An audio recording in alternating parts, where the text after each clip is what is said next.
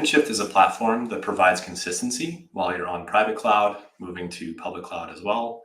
It allows you to provide one consistent experience where developers have self-service to have an experience while they're driving innovation through experimentation, through having that agility as they're moving their applications and attaching compute resources and applications to wherever the data might live, again, on the public cloud or still on-prem. OpenShift provides this greater security posture across your environments as you're trying to move your applications from one place to the other and host them in the geographic locations across the world. Today, historically, when developers want to get something done, especially in the financial services industry, they might have to have a very strong plan, know every step they're going to take, and open a ticket for each individual item that they need. And as they're trying to experiment or change the way that they build this application, they might have to redo those tickets or face worse time to market for the changes that you're trying to drive. And especially in an industry where every day the technology is changing, the customer expectations are changing, it leaves them in a place where they're not able to keep the speed that you want to drive as a CIO. Well, Red Hat's seen such a breadth of use cases. While we started seeing a lot of competition for web type applications where you might have had a prior vendor hosting your web services and microservices, your applications really focused in the digital space. Red Hat has seen OpenShift be a general compute platform for everything from large scale data applications running ecosystem vendors such as Starburst. We've seen OpenShift in mass scale grid computation systems, scaling up to 200,000 to a million cores.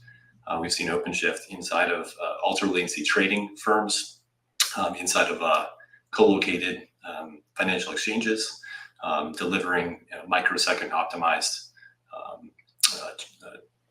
trading algorithms across the world. So really any application from your enterprise into your applications, OpenShift is a great platform to help you modernize those applications in place, whether they're virtual machines, running containers, running in a serverless-based model. And it's also kind of a distributed operating system for all those other use cases you might have, again, running across public cloud through on your private cloud environment as well. As you're building applications, the form factor of your applications and the way you deliver that code has a major impact on the way your developers can change something in isolation versus change something monolithically. So you might be used to your 3-year plans to roll out a new core banking system. And if any one of those pieces fail, you end up in a place where your entire core banking that your entire bank runs on top of might be delayed from having the business impact that it wants. As you're delivering things like containers, you can change individual pieces of an application at a smaller scale. And then even ISV ecosystem applications or financial solution requires a lot of integrations and services that augment that as well. Serverless is a great place for those small spinning up functions that you might need surrounding those applications. And again, being able to deliver these individual capabilities faster to production is really the goal here: developer productivity and business agility.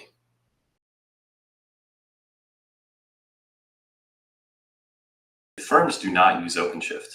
And we actually see this in some places in the market still.